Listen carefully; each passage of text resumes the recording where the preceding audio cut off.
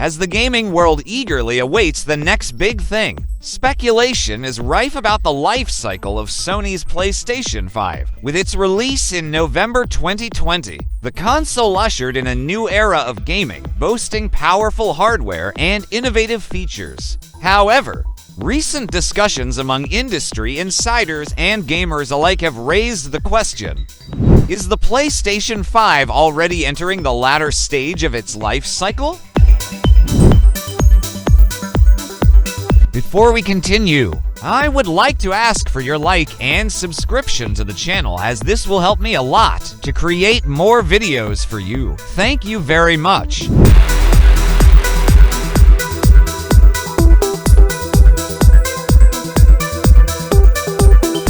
If we assume a 7-year kind of cycle, then yeah, it makes sense. We're moving into the latter half. I don't think they're saying, a lot of people interpreted this as like, oh, it's over, or like we're at the end, but no, they're just saying the latter half. And I think it's pretty obvious when you think about the business perspective. We're in the halfway point basically, and now everything from here, it's not downhill specifically, but we're now heading towards the end of life in the next 3 to 4 years. Right. And I think that's completely normal. Is it though? I mean, you know, if you go back and look at prior console generations, what would Sony do in that particular time?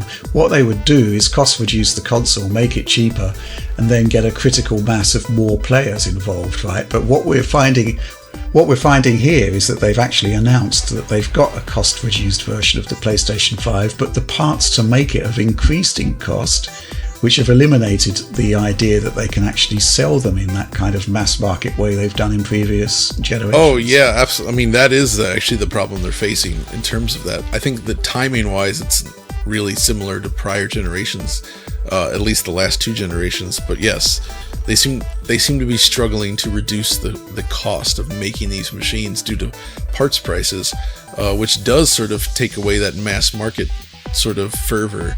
Right, because when you were starting to sell PS2s, I don't know, they hit like $149 or something. I can't remember the order of the price drops, but as they dropped in price, you get more and more people jumping on board. And right now, it's still a $500 machine. I guess technically, yeah. That was is the digital. Did they increase? Actually, I forget. They increased the price on the digital, but I think the point is that, you know, in sales periods, we have seen the disc PlayStation 4 reach prices as low as $400, but right. I think the point possibly being raised is that is the ceiling. They can't go lower than that. You know, that is as far as they can push it. That's troublesome for a lot of reasons beyond just the PlayStation. I think that the fact that we've reached this point where this sort of cost reduction no longer seems feasible. Another aspect influencing these discussions is the emergence of rumors and hints about potential hardware revisions or a mid-cycle upgrade. Such moves have become common in the gaming industry, with manufacturers aiming to refresh their consoles to maintain competitiveness and appeal to evolving consumer demands.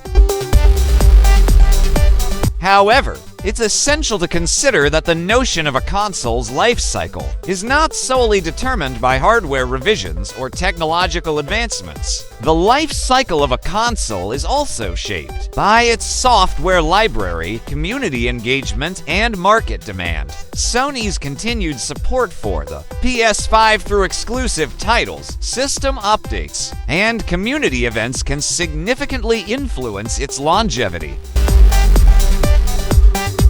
While discussions about the PlayStation 5 entering the latter stage of its life cycle may be premature, they reflect the natural curiosity and anticipation within the gaming community. Well, that's it for now. If you liked it, please don't forget to leave your like and subscribe. Thanks for watching.